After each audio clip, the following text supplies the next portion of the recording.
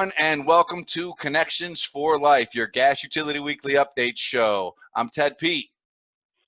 Cuvo. I'm the artist formerly known as Serrett. So Connections for Life is brought to you in part by Upsco Manufacturing, Inc. And today we have a great show on board for you. We are speaking with Jeff Beauchamp from Blair. We'll give you a little Upsco update and a little industry update, then we're going to get out of your way. Just want to say thank you guys that we're trending on LinkedIn platforms. We're getting more views and subscribers on YouTube. We can't thank you guys enough for the love and support. We appreciate everything. So without further ado, Joe. Yeah, so Upsco update. As far as Upsco goes, we're, like I said in the previous episodes, we're still moving along. Just one thing for the customers that are hopefully listening to this out there, as this lockdown starts to dwindle and we start to go back to hopefully a bit of normalcy, just want to point out that we're make sure that you have the products that you need or the orders extended out there.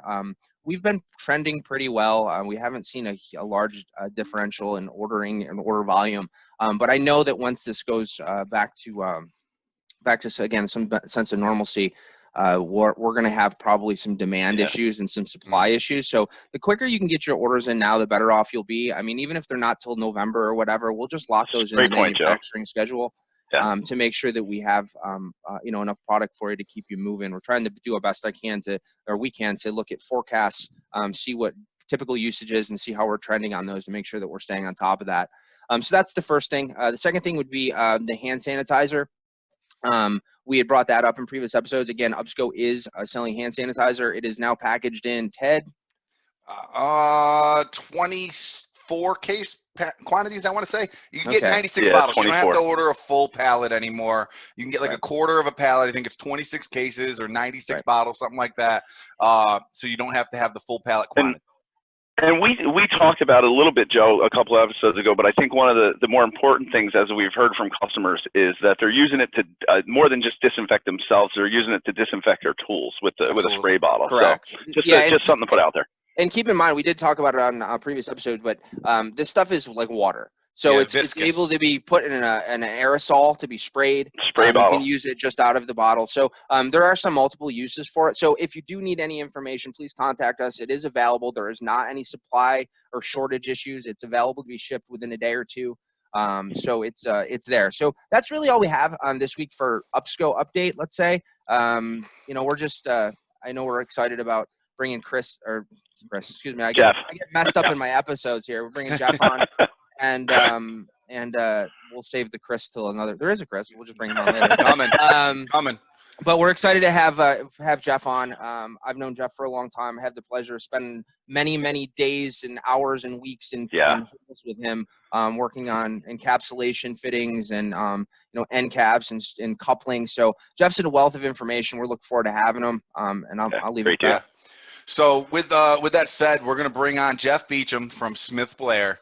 Jeff has 9 years worth of gas industry experience. However, he's been with Blair for almost 20. He's been there 19 years. Wow. I'll tell you, Jeff and I, we really hit it off when I joined the Upsco team. He was one of the first guys that I traveled with. I had a great time with him, learned a lot about him. He is a soccer coach extraordinaire down big time soccer. He started his own soccer club for his children. Yep. He really enjoys coaching, watching the sport. I think he's that guy who gets up at like 3 o'clock in the morning to watch like the World League and stuff. Definitely 100%. That guy, wearing his jersey and everything. Yeah. Phenomenal guy though. He also is an avid fan of Clash of Clans. If you ever travel with him, he doesn't talk much in the car because he's playing it. You find that out pretty quick. And when he retires, he's going to be a landscaper down in the Carolinas. So without further ado, we want to welcome our good friend, Jeff Beauchamp, to the show. Welcome to the show, Jeff, and thank you for joining us here on Connections for Life. Hey, thanks for having me, guys. How are you, buddy? How's the South? Well, we're hanging in there, doing all right amongst all the issues going on right now. You're in the wrong Carolina. Some could say that. We'll stick to South Carolina. Oh, man. Well, it's good to see you either way. We all love you. Upsco loves you. All those people love you. Could you just open up and tell us probably just a little background about Blair and what they do? Sure. Yeah. The short end of it is basically Blair has been around for about 90 years. And we're basically a primary supplier of pipe repair products for the natural gas industry that we're dealing with clamps, couplings, and other specialty fabricated products that we sell through UPSCO with UPSCO's help to the utility industry. Makes sense. So I guess one of my questions is, in the natural gas utilities, like hopefully our fans that are viewing us are from. I don't know about fans. Let's just say viewers. I meant like fans, fans. Got it. What are the most common products used in the natural gas utilities that you guys supply? Oh, probably by far just our standard repair clamps, patch clamps, and then the couplings. The seal and restraint couplings, our easy max grip coupling product line. That's probably 85% of our sales through that. Okay. That's what utilities are using most of, either joining pipe or repairing pipe. Yeah, Jeff, what are the, I've obviously we've been working together on and off for 10 years, but just quickly, can you cover what the most common types of couplings and caps that you actually use? Guys, look, Chad's frozen. Sorry to interrupt, but look, he's frozen. Let's point him out. That's perfect. Hey, Chad. He'll come back. Yeah. But as I was saying, Jeff, just the common types of couplings that you guys use, and then also maybe talk about the customization. I know that we've worked, you and I worked specifically on a few projects in the past. The customization issue, as far as what you guys do and how you work that out with distribution and also with end users. Yeah. So the main common products that we use are basically for 12-inch and under. Excuse me. It's all right. My kids just came in, so I had to go knock them out the door too. So the joys of working from home. Total disaster. Yeah. Let's go ahead. Finish the question. So anyway, So the majority of our products in the clamps and couplings are 12-inch and under. That's primarily what you're going to see the bread and butter of the utility industry and the infrastructure. So those are the sizes. The line caps for cast iron, steel pipe, and also repair products. As you mentioned as well, the specialty products, we have a unique ability to provide various different arrangements of encapsulation fittings that most folks are not aware of, that you and I worked on at PSE&G and also other utilities. I know Chad and I have worked with People's Gas before. And so we have that unique ability to make a lot of products that the gas utilities don't or either weren't aware of. And now, thanks to us being out there for years, we can offer them something that maybe a traditional coupling can't work. And so we can encapsulate it, and so they don't have to dig up the pipe and do a lot of work there and get them out of the hole quick. That's awesome. Great way to explain it too, Jeff. I guess one of the common questions we get sometimes when we're out in the field or out in training is what type of corrosion coating are on most of your standard couplings, and what do you suggest in protecting that if you're using it on, if you're using it underground, essentially? Yeah, good question. So all of our products, at least, let's start out with the repair clamp. So the majority of repair clamps that I see most utilities using, a stainless steel band, ductile iron lugs. And then you've got some utilities that's out in Texas and other parts that use stainless steel bolts, lugs, and so forth. Those lugs that are made of ductile iron, they are epoxy coated, along with our couplings and especially the products and all that are epoxy, fusion bonded epoxy coated in gray, so to speak. And so that's offered about a 10 to 12 mils thick in corrosion protection. I do have utilities ask me from time to time, hey, can we wrap this as well? What else do we need to do? And that is based on utilities requirements.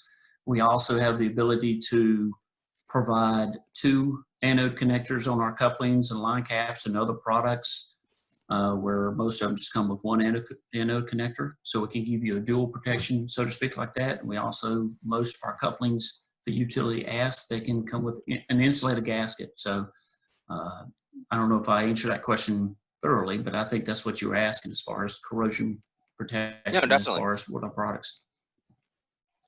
Absolutely. Yeah, no, I think you totally covered it there. Thank you for that. Chad, I know you maybe had another question.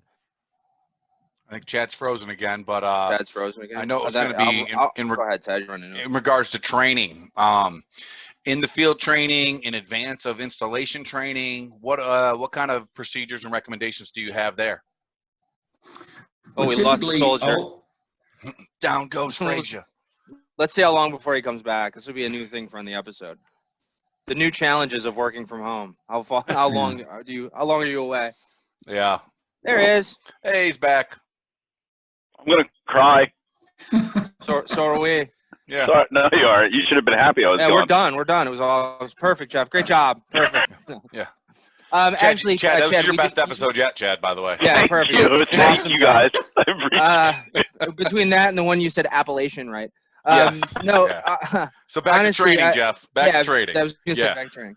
Yeah. So to answer your question for us training, most utilities have people in place that provide in-house training for our products, but obviously all of our products come with installation manuals that we definitely recommend those guys out in the field opening up, especially new people that's out in the field open up and looking at and making themselves aware of. We also have there's installation instructions online that engineers and others can download and install that we've worked with before. So, and also I know that I've worked with UPSCO salesmen and our other reps where we go out to utilities and actually get those guys in the warehouse or those guys in the field, bring them together for 2-3 hours and just basically go over a couple of products and the do's and don'ts and what to look for and what they have to be aware of and what we look for when someone's presenting a product to us so we can solve that problem for them. It's a good answer. I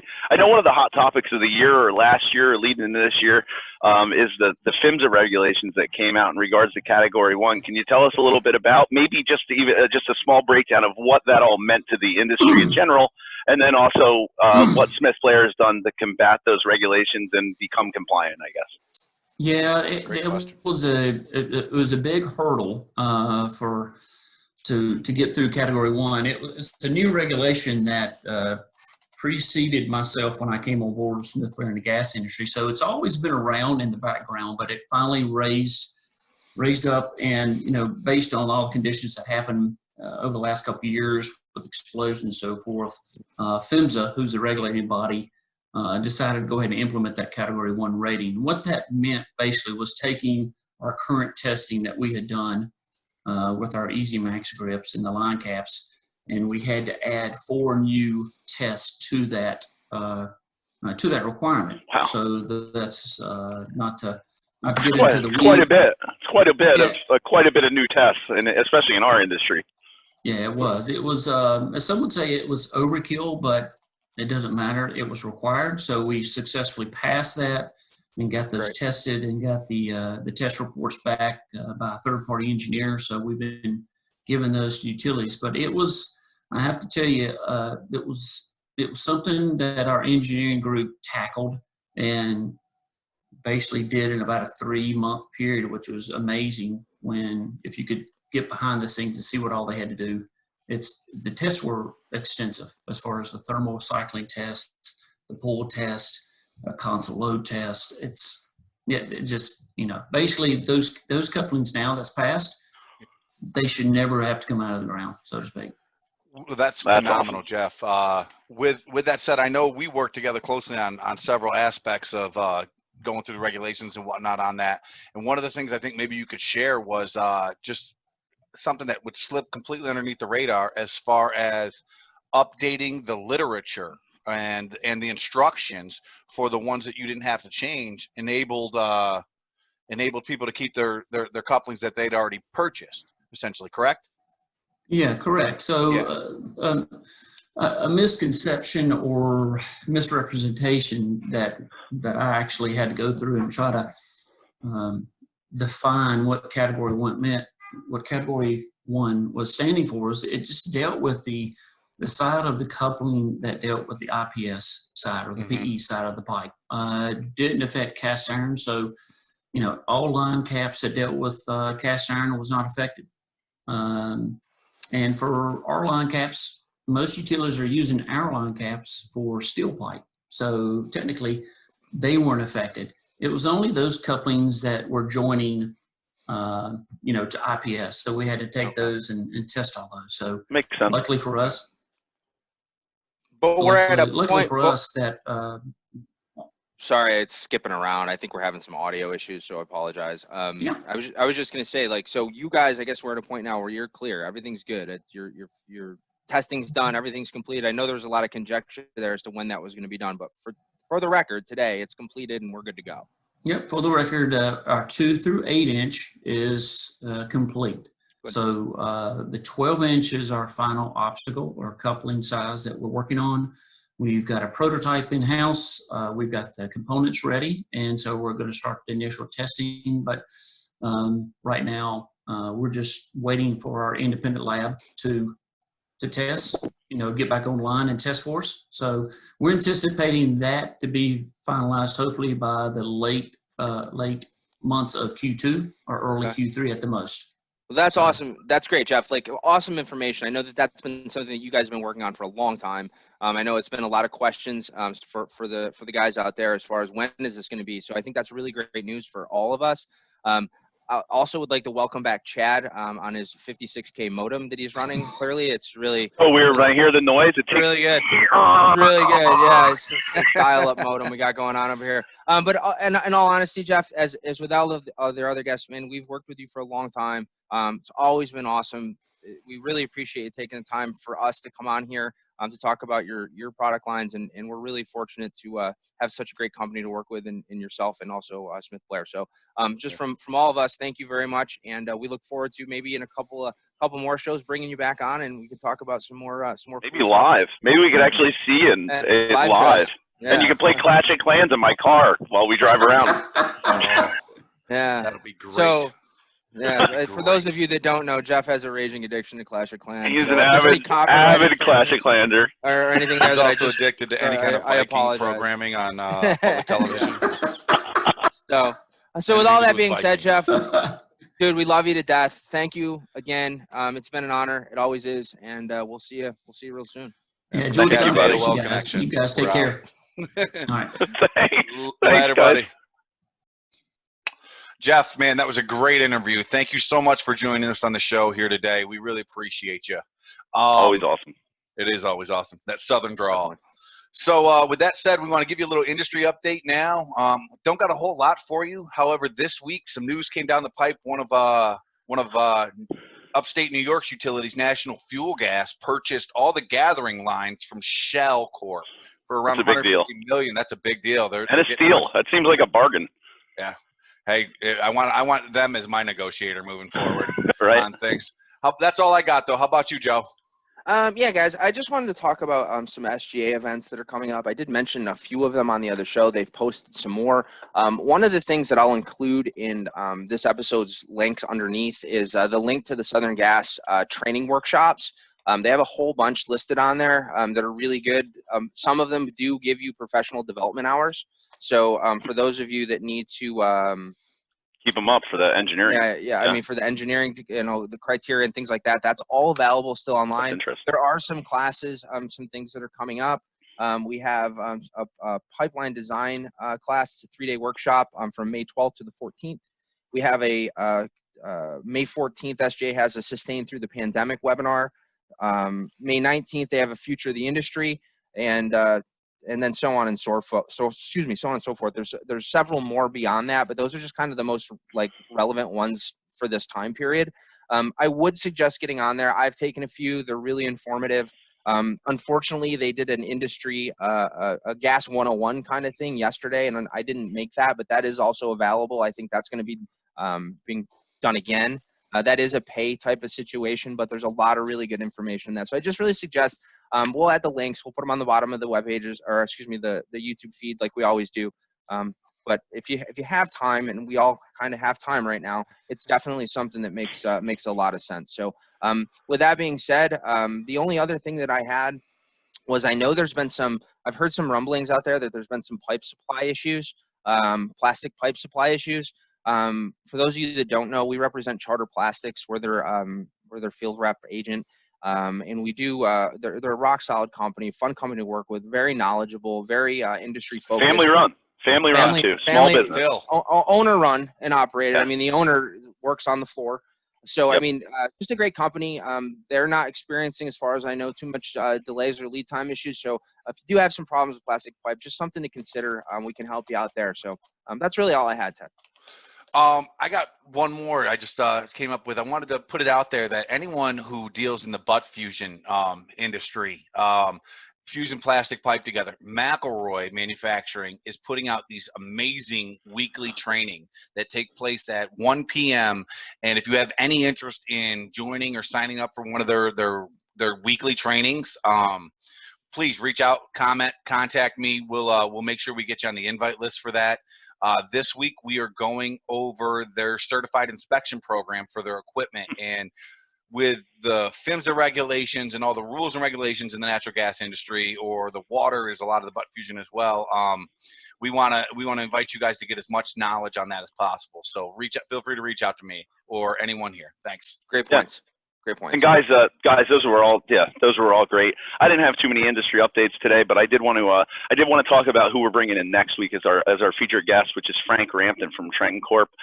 Frank's been around for a long time. Most people know Frank. He's a great guy. He's a character. He also knows a ton about coatings and wax tape specifically. So it's definitely an informative interview. I hope you guys can check it out next week. But other than that, I don't really have anything else. All right. Too. Well, with that said, we're going to sign off for this week's episode of Connections for Life. Again, thanks everyone for viewing, subscribing, following the links, commenting, sharing, everything you can do. I want to encourage you guys. I learned something from my social media savvy wife the other day. If you guys leave a comment, we're going to personally respond to every one of those comments moving 100%. forward, because that will help gain more traction for what we're doing here. So please, I encourage you to leave a comment, whether it's on YouTube, LinkedIn, Facebook, whatever the case. Good or bad. Good or bad. Exactly. We need to know what we're doing right or wrong. So thanks, guys. Not so much bad, though. Till next week, I'm Ted. Limit that. See you later. See you guys. Everybody. Thank you. Love you.